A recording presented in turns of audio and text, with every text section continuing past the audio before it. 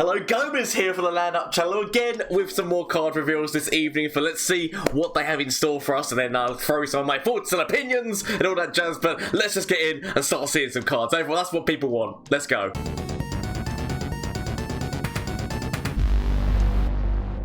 Okay, so immediately we're in Demacia. So we're immediately seeing Demacia, and boom! Immediately on the screen is the one who we saw in the advert. And yep, she's got Spell Shield, 8 cost, 6/6, and it does capture a so this is like Demacia's removal, right? So it captures a unit or landmark. It's gonna have spell shield, so it's gonna actually be defended. It does also look like there is something here. So Targon on the other side, by the looks of it, so it looks like they've got another landmark as well. Whether or not we're gonna see that in this one, we will find out. But yep, so spell shield, so it's gonna be harder to get rid of. It is actually an elite as well, so it does count in the elite things, and also we see the Demacia landmark as well there. Let's just get in and actually see the bits and pieces. No sound, obviously, sadly, but yes. So it's a claim. I claim capture on top of this. So the lovely new landmark. Let's have a little look. So the grand, which is like a PLAZA, whatever you want to call it. When an ally is summoned, give it +1/+, and challenge this round. Okay, so the interesting thing that I'm immediately going to say here is, so, yet again, it's working with like Demacia's thing of like building a board and buffing it. That buff is not a permanent buff though, but the challenge is quite nice to be able to then get something out. You could potentially make that buff permanent if you were to use the out the way card in, Targon, but it is an interesting one because it is just that whole thing of board dominance, right? It's that's what Demacia is all about. Building a board and then just outshining your opponent in terms of effect. So let's now force their stuff out with challenge. It's buffed up, force it out, but then that still stays as a unit. And then you can still use bannerman and things to be able to buff things back up again and whatnot. As well as the fact that obviously with elites you can potentially, like, you know, just start to, if they die to a ruination, you can just play a For Honor. So I do like this. I do think that it works really well in its region. The idea of buffing that it 100% follows what Demacia is all about, right? So I do like this. Free cost. So a lot of the landmarks we're seeing like are staying roughly around that free cost mark. Obviously, like, you know, the arena vaults, like, you know, so it's either 3 cost or 5 cost. I say that, but also you got the Howling Abyss, which is a 7 cost. But we have seen another landmark in Freljord as well that is 3 cost. So potentially maybe there's gonna be, all regions are gonna get like a 3 cost landmark and then one that costs a bit more. Potentially.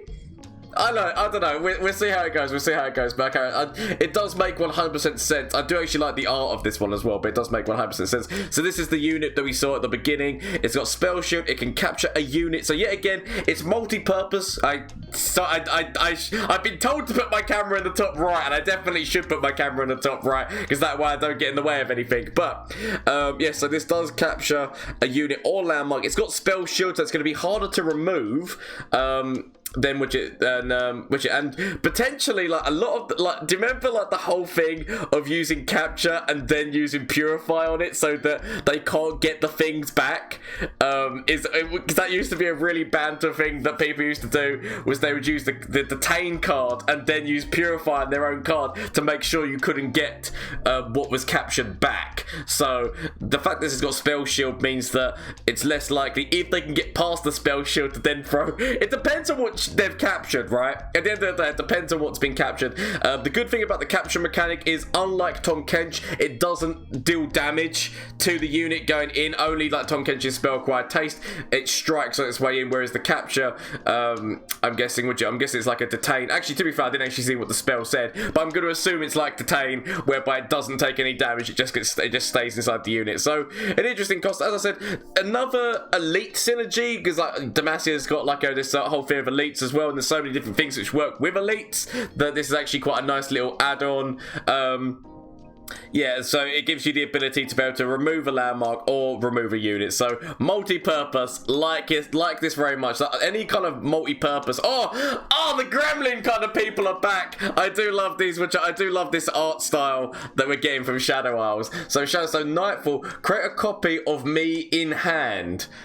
Okay, so do you just build a board of these little men who have all got ephemeral? They do have fearsome, but they cannot block as well. So you can build a board of them, but you can only build a board of them on your attack turn, and then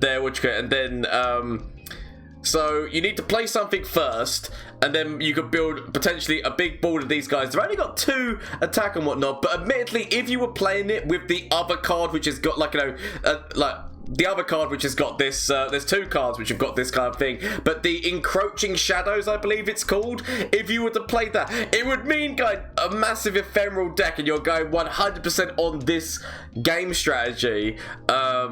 The only which, so you'd maybe want to play this with Ionia and have the Green Glade, which is the duo fusion, and then put this on the board, like basically throw that out first and then throw loads of these on the board on your attack turn, like off of Nightfall, because then that would buff the elusiveness if you've already played the Encroaching Shadow, so that elusive duo is already going to be buffed past, which is already going to be like buff. I mean, potentially that has an idea, but whether or not that will see play or not, but that's like potentially like the first thing that kind of comes to my mind. But yeah, because with the Encroaching Shadows, I believe it's +2/+2, so this would be a 4/4, and it's like continuous 4/4s for 2 cost for 1 turn. I mean, I said they do have fearsome, so it could be like a really late game strategy, as well as the fact that you could potentially bring things back with Harrowing. There is also, bearing in mind that you can make multiple copies of these, and then like these cards can have multiple copies, potentially Iceborne Legacy you could throw on top of this, so that it creates like the buff on top of them. You could actually I'm just trying to think if there's like some kind of way that you could make a devastating kind of, you would have to get the cost down, which the only way you can get the cost down is like with what's his face? It would have to be either in I can't think of this name. Bilgewater with the Soloist would make this cost 0, but if you're using Soloist, then you don't have the duo that would make it so that you can just continuously play loads of these and buff the elusive. So it's going to take some thought. I do like this concept. I do like that they're continuing on with these gremlin looking things in Shadow Isles. Like any more synergy they put with these little men, I kind of do want to see. So it's nice to see. And also this does work with Nightfall, which does help with what's his face? This does help with Nocturne, because you can make a board of these that would then attack forward. They're gonna die, but at least potential to level Nocturne, as well as the fact that once Nocturne is leveled, each of these that you play is going to be decreasing your opponent's attack stat. These do have fearsome, and Nocturne himself has fearsome. He also grants fearsome.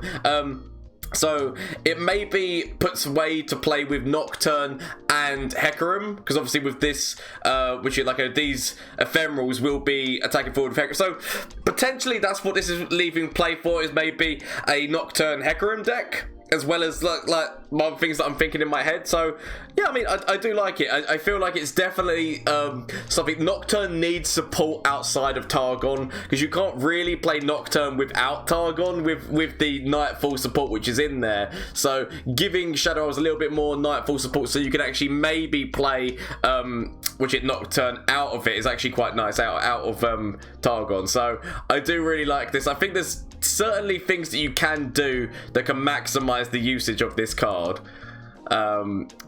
So yes, I do like this. Oh, I love the art of this card already. Okay, so something SPECTER. Right, so last breath.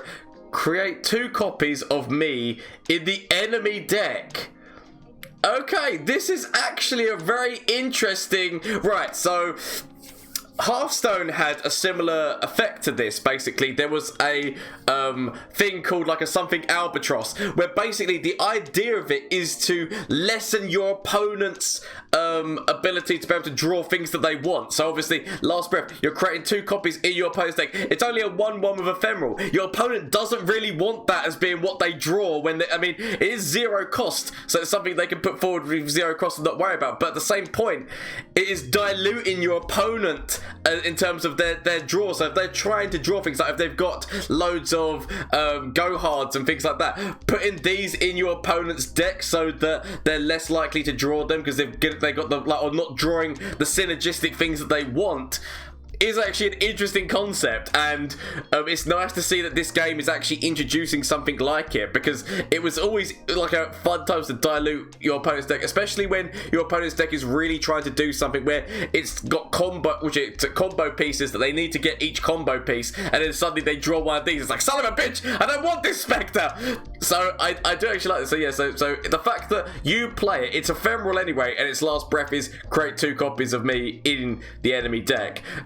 Yeah, no, I do like this. So you're potentially creating 6 copies. Not only that, you could actually make more copies of this with PNC and just force this into your opponent's deck. Just force. I mean, oh my god, that's just gonna be a meme deck of just creating as many of these as possible to put in your opponent's deck, and then just like, you know, just have massively higher value units, like something with overwhelm and that. I mean, I could potentially see doing something like that, because I mean, technically this does work with Hecarim. Like, you can attack forward with this, and then it would level up Hecarim, which obviously does have the overwhelm feature, and then it's forced. I mean, I'm already seeing ideas. I like this. I like this concept a lot. This is genius. This is anything which can stop your. So obviously, this is like kind of the equivalent of putting shrooms in your opponent's deck, like a mushroom deck. Only instead of it doing damage to them, it's doing damage to them in the fact that they're not drawing what they want. That's gonna be the thing. I wish. The only thing that I would say is that I wish that this was in a certain part of your enemy's deck, rather than just saying put 2 copies in your enemy's deck. Like I said, put in 2 copies like in the top 10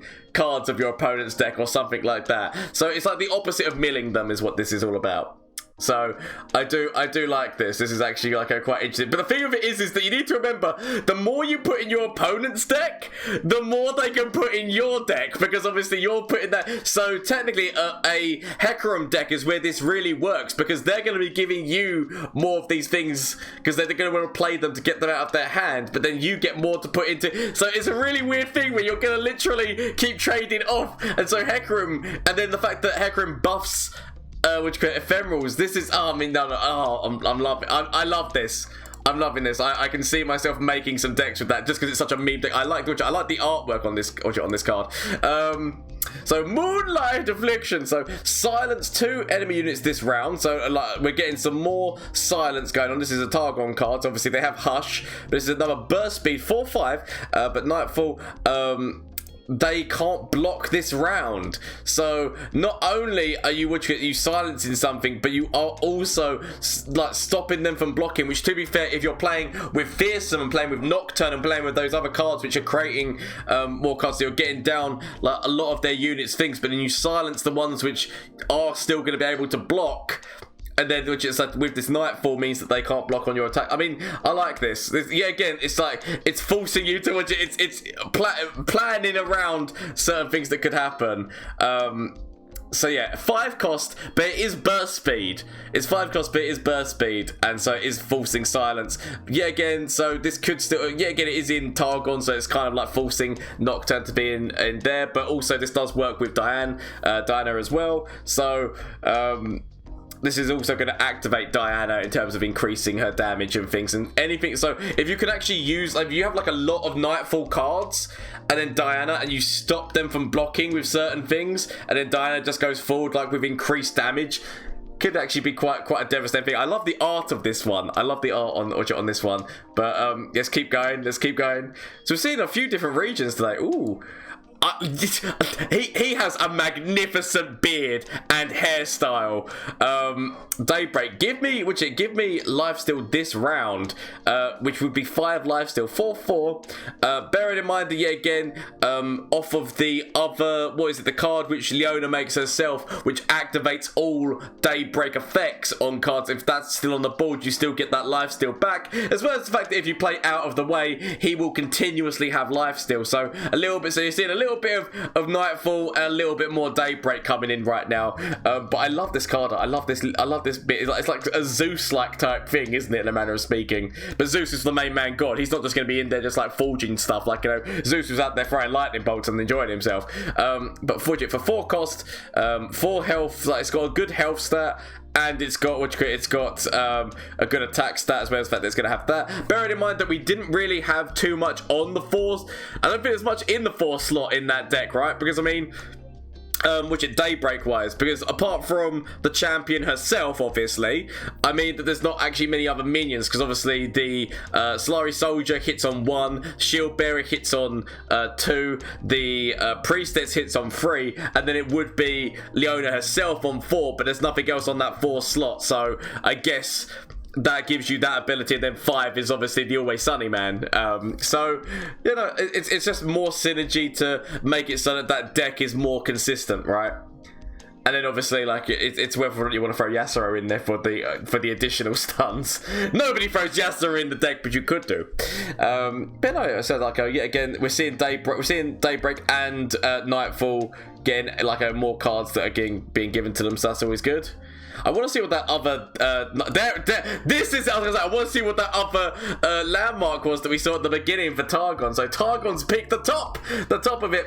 So at the start of the round, reduce the cost of a random card in each player's hand to 0. This could just come back to fuck you so badly, right? So obviously it's reduced the cost of a random card in each player's hand to 0 this round. So a random card will only cost 0.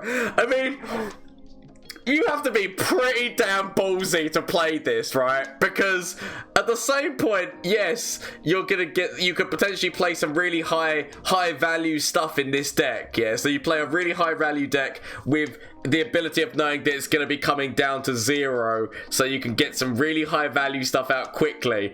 But it is also so potentially what I mean by that is, so you could have ASO in hand, right? You could have ASO in hand, 10 cost card, but he becomes 0 like immediately. So this actually does give you the ability to play ASO. If you weren't trying to ramp up to him with Freljord, this gives you the ability to get ASO out really early if it hits ASO. But at the same point, it is also meaning that your opponent's getting something. The one thing to remember about the gloriousness of this, though, is that you could get the ASO, which could like the ASO spell, the 15 cost spell. I believe it's 15 cost. Do 15 damage. You could get that for 0 for a round. So you could make a really high value. I mean, oh my god, all these cards are just like making you just want to make like the really crazy meme decks. So what that deck will need is early game synergy so that you can still survive. So potentially you still play this in Freljord, right? Because you can have Avalanche and things that can get you through. But you need to basically play this immediately as soon as you can. And like you have like really high value stuff that then goes down to 0. And the ability to be able to use that with Trundle, like if all that stuff still costs 8 or more, but you got it out a lot sooner with this. I mean, I can see some potential. I like the idea of just getting the A cost spell, or the ASO spell for 0 cost, just damage across the board. But you are also, it's the trade-off of you are also giving your opponent something for 0 cost. So you don't know what the hell they're running. If you this is funny, because if you end up going against a what's his face deck, if you end up going against a discard aggro deck, all their stuff's quite cheap anyway, so this doesn't actually matter to them, but it will matter to you if your stuff is really high value. But obviously you could also like go against somebody who's playing Shadow Isles and just gets the ruination for 0 cost that turn. I just want to say that is the dream for most people who play Shadow Isles, is 0 cost ruination, throw it out, destroy the board, and then be able to continue to build a board.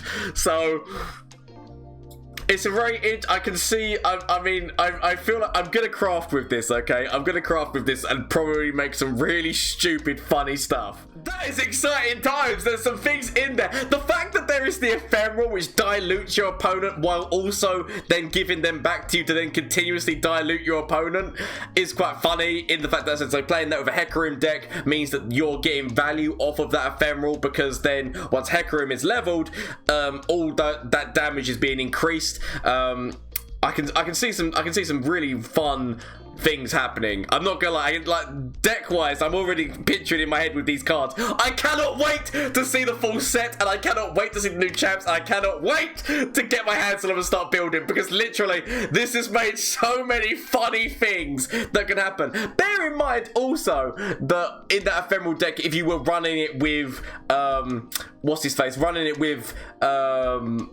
Ionia, you do have the Death Mark ability of being able to use Death Mark to give the ephemeral to something on your opponent's side that you really want to kill, and then you start diluting their deck. I mean, I like this. I like so many things in my head. I mean, the Demacian landmark is also interesting, because it's just helping build that value, right? So you get the trades that you want to get, and then you still keep that unit on the board and then start buffing it. Like, so it's everything. The lovely thing is it actually like works perfectly with what the region is kind of known for, and that's what's really good, is the fact that some of these like landmarks are really hitting what a region is about or what it's trying to do. So this is good. This is really good. Oh, I do apologize, I'm just rambling on. Do apologize. Shameless plug time. Twitch, Twitter, and Instagram. If you haven't already, I am live on Mondays, Tuesdays, Wednesdays, and Thursdays. I have hit my goal on both, which to YouTube and Twitch of hitting 1,000, so thank you honestly so much. If you do want to hit that subscribe button, please feel free to, or comment down below on what you think about the new cards, because I do love hearing from you guys. What do you think? Please let me know. But anyway, until tomorrow, where there will be a deck, which I feel like there's going to be a deck video as well as the reveals. Till tomorrow, thank you so much for watching, thank you for the support, and until next time, bye! From Flash of Brilliance that could save me. Save me! That doesn't save me. Okay. Is there anything from you? Save me. That doesn't save me. Okay. Get rid of this and get rid of this. Find something that can save me.